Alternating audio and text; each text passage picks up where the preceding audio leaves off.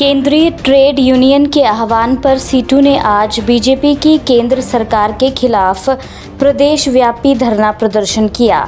इसी कड़ी में शिमला में उपायुक्त कार्यालय के बाहर सीटू के बैनर तले आंगनबाड़ी, मिड डे मील और अन्य कई संगठनों ने मांगों को लेकर हल्ला बोला और किसान मजदूर विरोधी निर्णयों के खिलाफ आंदोलन की चेतावनी दी। उन्होंने कहा कि अगर मजदूर विरोधी 4 लेबर कोड को लागू किया जाता है तो सरकार को किसान आंदोलन की तरह बड़े आंदोलन का सामना करना पड़ेगा।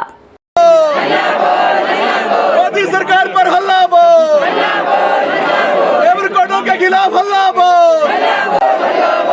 सीटू प्रदेशाध्यक्ष विजेंद्र मेहरा ने क्या कहा, सुनिए।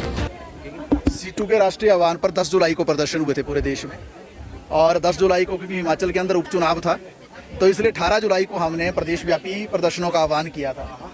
और हमारा सीधा मानना ये है कि पिछले 10 सालों में जिस तरीके से मोदी सरकार ने काम किया, पूरी तरह से अमीरों के लिए किया, अंबानी अडानी के लिए किया, टाटा बिरला के लिए किया, और उसका खामियाजा उनको चुनाव में भी भुगतना पड़ा।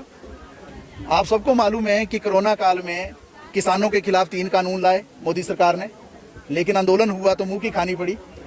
मजदूरों के खिलाफ 4 लेबर कोड लाए। ये लेबर कोड क्या है?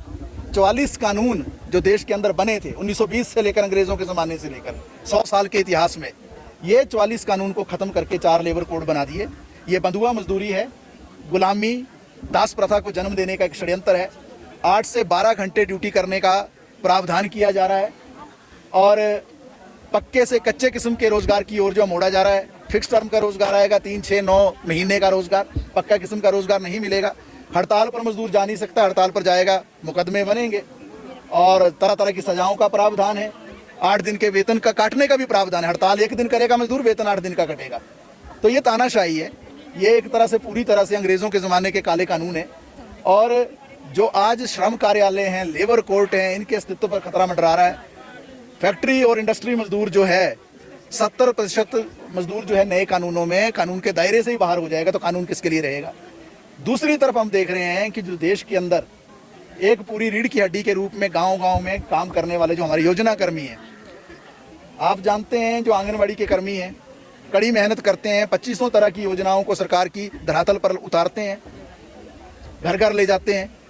जो वर्ष 2013 में मनमोहन सिंह की सरकार के समय में जो निर्णय हुआ था कि आंगनबाड़ी, मिड डे मील और आशा वर्कर को नियमित कर्मचारी का दर्जा दिया जाएगा, आज 11 सालों के बाद भी मोदी सरकार वो दर्जा नहीं दे रही है। उल्टा बजट घटाया जा रहा है। निजीकरण की साजिश है, वेदांता के हवाले करने की साजिश है, और जो है नियमित समय पर वेतन भी नहीं मिलता आंगनबाड़ी को। मिनी आंगनबाड़ी को तो 6 महीने से वेतन नहीं मिल रहा है। और दूसरी तरफ हम ये भी देख रहे हैं कि जो मिड डे मील की योजना का ही नाम बदल दिया, PM पोषण योजना कर दी, और उसमें DBT की बात हो रही है, पैक्ड फूड की बात हो रही है, छटनी की बात हो रही है। और आशा वर्कर जो है, जिन्होंने सबसे बेहतरीन भूमिका अदा की कोरोना काल में, सबको मालूम है, मेडिकल स्टाफ के साथ और उनसे भी पहले शायद घर में कोई दवाई लेकर पहुंचता था वो आशा वर्कर था। मैपिंग किसी ने की तो आशा वर्कर और आंगनबाड़ी ने की, लेकिन उनका वेतन भी इस तरीके से नहीं दिया जाता है। पूरा शोषण एक है। 26,000 रुपये वेतन की हम लड़ाई पूरे देश में मजदूरों के लड़ रहे हैं। आउटसोर्स के जो कर्मचारी हैं, जो ठेका मजदूर हैं, उनकी रेगुलराइजेशन का सवाल है। पुरानी पेंशन योजना को पूरी तरह से लागू करने की हम पूरे देश में भी मांग कर रहे हैं, और हिमाचल के अंदर भी आपको मालूम है कि बोर्डों और कॉरपोरेशन के अंदर जो है OPS लागू नहीं हुई है। सुक्खू सरकार उस बात से मुकर गई है एक तरह से।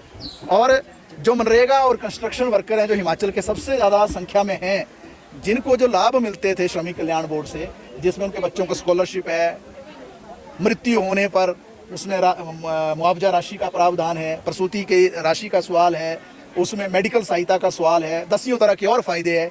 ये सारे फायदे सुक्खू सरकार ने भी रोक दिए अगले दिन, जिस दिन शपथ ली थी। पहला निर्णय ये लिया था मजदूरों के खिलाफ, और आज आप देख रहे हैं लगभग 1.5-2 साल होते आए, उसको बहाल नहीं किया है। तो हिमाचल से जुड़ी हर बड़ी अपडेट के लिए बने रहिए EWN24 news, choice of Himachal के साथ।